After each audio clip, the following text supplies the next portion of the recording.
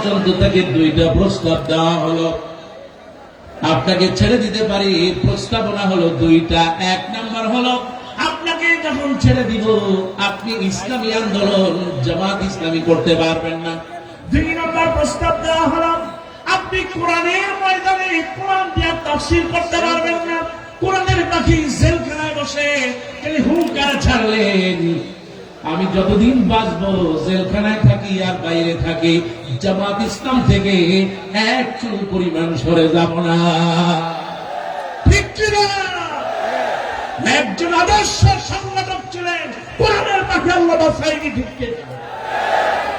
জীবনে এত মাহফিল করেছেন কিন্তু কোনদিন আনুগত্যের বাইরে যায়। ইনি হচ্ছেন কোরআনের পাখি। সুবহানাল্লাহ। এক নম্বর প্রস্তাব সংগঠনকে ছেড়ে দেওয়া, তিনি ডিনাই করে দিলেন। দুই নম্বর প্রস্তাব দেওয়া হলো, কোরআনের ময়দানে তাফসীর করা যাবে না, লক্ষ লক্ষ জনতা হয় তাফসীর করতে পারবেন না। কোরআনের পাখি তিনি বললেন, এই কোরআন দিয়ে আমার জীবনটাকে গঠন করে নিয়েছি, আমি কোরআনটাকে গঠন করে দিয়েছি। সংগঠনের প্রথম রিপোর্ট রাখতে হয়, তার প্রথম হলো কোরআন তেলাওয়াত করা। কতক্ষণ ঠিক কিনা? যেই কোরআন আমি আমার গোটা জীবন তাফসীর করে এসেছি, আমি যদি একদিনও বাঁচি, ময়দানে যদি যেতে পারি, এই কোরআন ছাড়া আমি বাঁচতে পারবো না। কতক্ষণ ঠিক কিনা?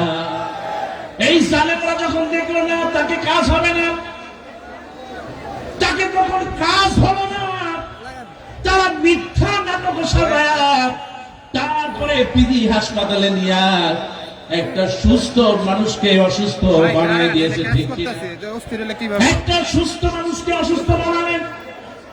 আর আপনি একটু চিন্তা করেন, কেউ যদি স্ট্রোক করেন, কি চাঁদের মতো একটা হাসি দিয়ে প্রমাণ করলেন কোরআনের পাখি সুস্থ, তাকে পরিকল্পিতভাবে হত্যা করা হয়েছে। ঠিক কিনা? এই দুনিয়া থেকে তাদের প্রস্তাবে রাজি না হওয়াতে তাকে স্লো পয়জন দিয়ে হত্যা করেছে মুসলমান। ঠিক কিনা? এই জমিন আল্লাহর, এই কোরআন আল্লাহর।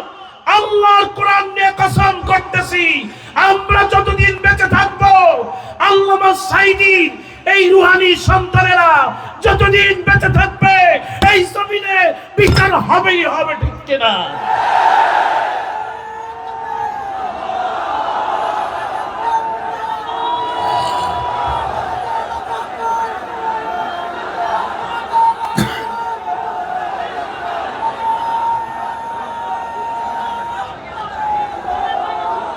আমি মাননীয় ইউনূস সাহেবকে বলতে চাই, ডক্টর ইউনূস সাহেব, আপনি নিজেও কোরআনের পাখির ওয়াজ শুনতেন। কতক্ষণ ঠিক কিনা?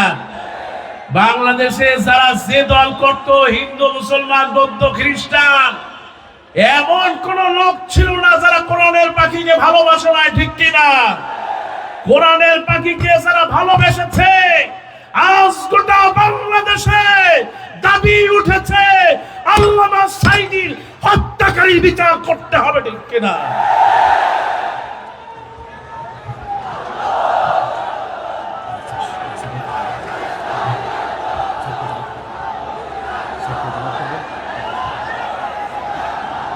এই জন্য বলতে চাই মাননীয় উপদেষ্টা, আপনি একটু বিচার করবেন।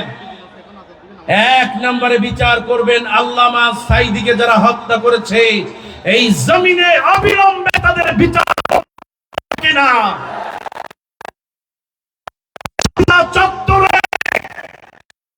চত্বরে কোরআনের পাখিদেরকে যারা হত্যা করেছে তাদের বিচার করতে হবে। ঠিক কিনা? আপনি মনে করেন না জনগণ আপনাকে ছেড়ে দেবে? মাননীয় উপদেষ্টা মহোদয়, আপনাকে বলে দিতে চাই, আপনি অচিরেই বিচার কার্য সমর্পণ করেন। কারা বিডিআরদেরকে সেনাবাহিনীতে হত্যা করলো তাদের বিচার করতে হবে। ঠিক কিনা? 28 অক্টোবর বাইতুল মুকাররমে আমার ভাইদের উপরে লগি বৈঠা দিয়া যেভাবে নির্যাতন করেছে তাদের বিচার করতে হবে। ঠিক কিনা? আপনি যদি বিচারে ব্যর্থ হন, আপনি বিচারে ব্যর্থ হবেন, এটা আমরা জানি। কথাটাও ঠিক কিনা? আমি ওই দিন হালুয়াঘাটে বলেছিলাম, আমি মিশরের 7 বছরে ছিলাম, আমি দেখেছি মোবারক চলে গিয়েছে ঠিকই, কিন্তু ডালে ডালে শকুনগুলো ছিল। আজ বাংলাদেশে ঠিকই তাদের প্রেতাত্মারা রয়ে গেছে, যারা সচিবালয় সহ বিভিন্ন জায়গায় নানা অঘটন ঘটাচ্ছে। কথা কান ঠিক কিনা? আপনি বিচার করবেন কারে দিয়া? সচিব তো অধিকাংশ তাদের। কথা কন, আপনি বিচার করবেন কাদেরকে দিয়া? পুলিশের মধ্যে তাদের লোক আছে না নাই? ও মুসলমান, 5 তারিখে যেভাবে আমাদের ভাইদেরকে হত্যা করলো, ছাত্রদেরকে হত্যা করলো, আজ পর্যন্ত কোন ছাত্রকে হত্যার বিচার হয় নাই। ঠিক কিনা? এই বিচার কে করবে?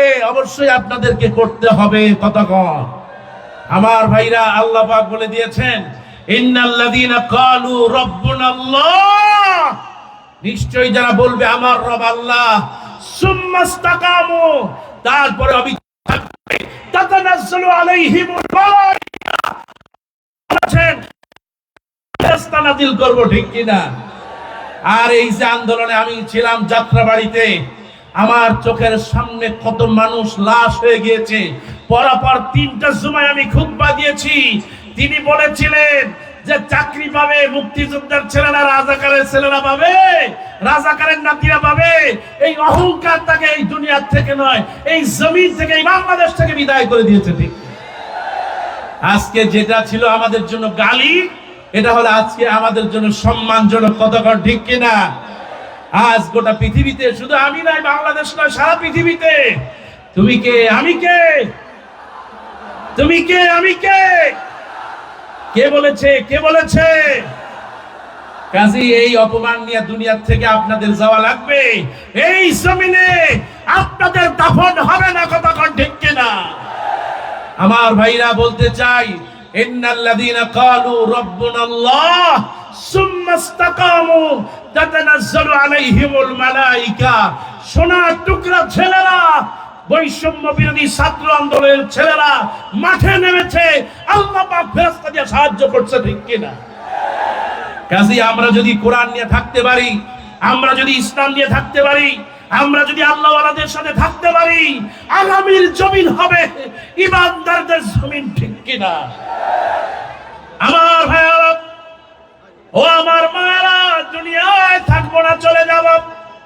আল্লাহ নবী, বিশ্ব নবী রাহমাতুল লিল আলামিন বলেন, মাগো তুমি 4টি আমল করবা। মা ইযা সাল্লাতিল মাররাতু খামসা, একজন মা যখন 5 ওয়াক্ত নামাজ পড়বে, ও সামাত শাহরাহা, রমজান মাসে রোজা রাখবে, ওয়া আতাত যাওজাহা, স্বামীর খেদমত করবে, ওয়া হাফাজাত ফারাজাহা, নিজের সতীত্ব আর পর্দা রক্ষা করবে। 4টি আমল যে মা করতে পারবে,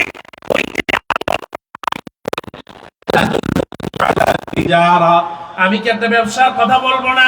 এই ব্যবসার মধ্যে 1 নম্বর হলো ঈমান।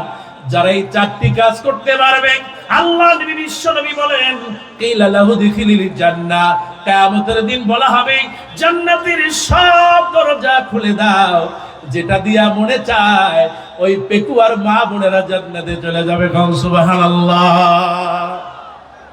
আমার ভাইয়ারা, এই মায়েদের মর্যাদা অনেক বেশি। সুবহানাল্লাহ কোন?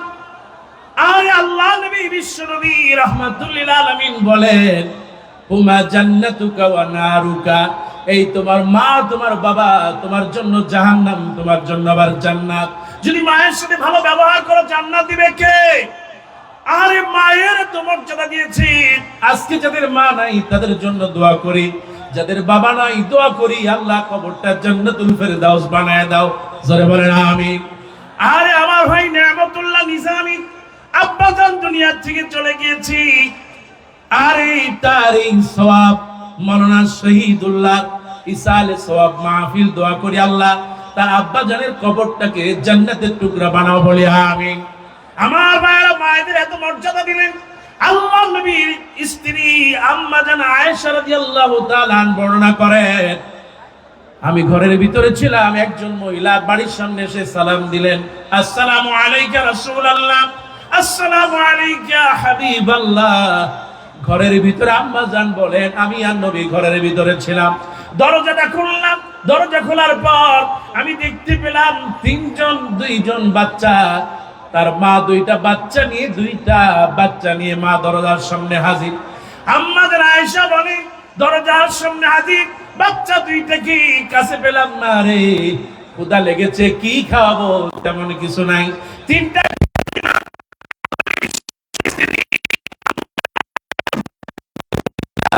এই 3টা খেজুরের 2টা খেজুর মা 2টা বাচ্চার হাতে তুলে দিল, আর একটা খেজুর সেই হাদিস আল্লাহ নবী বর্ণনা করেন, আর একটা খেজুর মা খেতে গিয়েও খেলেন না, তিনি হাতের সামনে ধরলেন আর বাচ্চা 2টা খেজুর খেয়ে ফেললো।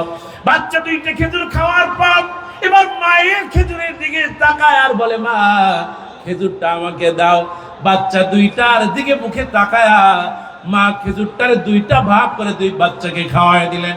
ও আমার ভাইয়েরা মায়েরা, আম্মা জান আয়েশা রাদিয়াল্লাহু তাআলা বর্ণনা করতেছেন আমি জলদি করে আল্লাহর নবীর কাছে চলে গেলাম, ইয়া রাসূলুল্লাহ, ইয়া হাবিবাল্লাহ, ওগো আল্লাহর নবী, আমি কি দেখলাম, মায়েরা কি এত কষ্ট করতে পারে? ওগো নবী, এ ব্যাপারে আপনার কি মত? আল্লাহ নবী বলেছেন যেই মা তার সন্তানের জন্য এত কষ্ট করতে পারে ওয়াজাবাত আলাইহা জান্নাহ, আমার আল্লাহ রাব্বুল আলামিন তার জন্য জান্নাত ওয়াজিব করে দিবে। জান্নাত ওয়াজিব করলেন কে? এই জন্য মা বাবার খেদমত ছাড়া জান্নাতে যাওয়া যাবে? আমার ভাইরা, যেই সূরা সব থেকে বললাম 1 নম্বর হচ্ছে 1 নম্বর মজবুত ঈমান, 2 নম্বর রাসূলের মহব্বত, 3 নম্বর হচ্ছে আল্লাহর রাস্তায় আল্লাহর জন্য নিজের জীবনকে বিলিয়ে দেওয়া। আল্লাহ পাক আমাদের সবাইকে এই 3টি আমল করার তৌফিক দিন, জোরে বলেন আমিন। আজকে এই যে লাখো জনতা, আজকে হাজারো মিডিয়ার ভাইরা, আমরা এই যে মিডিয়া, এদের ভূমিকা আছে না নাই? বৈষম্য বিরোধী ছাত্র আন্দোলনে কোন টিভি চ্যানেল কথা বলে নাই, কথা বলে ঠিক কিনা? বৈষম্য বিরোধী ছাত্র আন্দোলনে কোন সরকারি মিডিয়া কথা বলে নাই, পত্রিকা কথা বলে নাই। অনেক পত্রিকা ছিল, প্রথম আলোর পত্রিকা, তারা বিরোধিতা করেছে, ঠিক কিনা?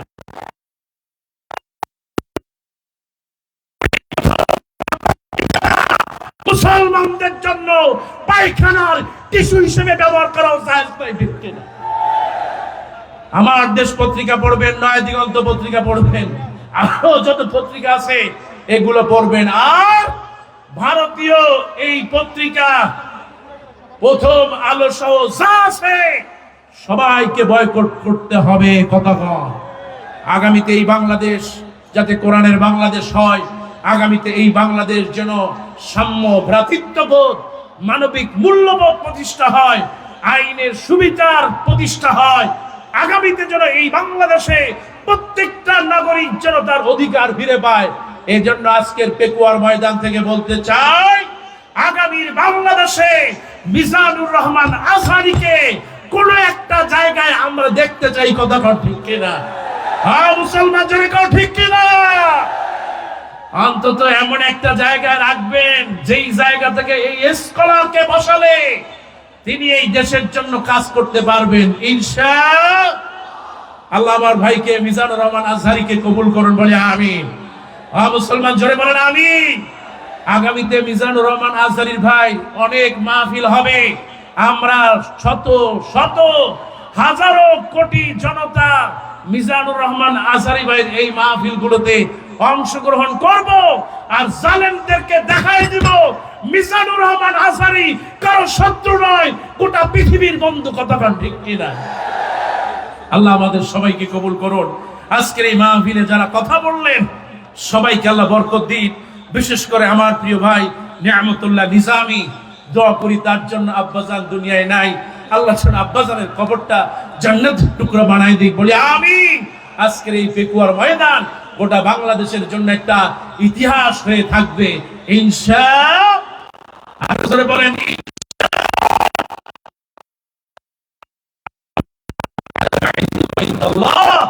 আসসালামু আলাইকুম ওয়া রাহমাতুল্লাহি ওয়া বারাকাতুহু।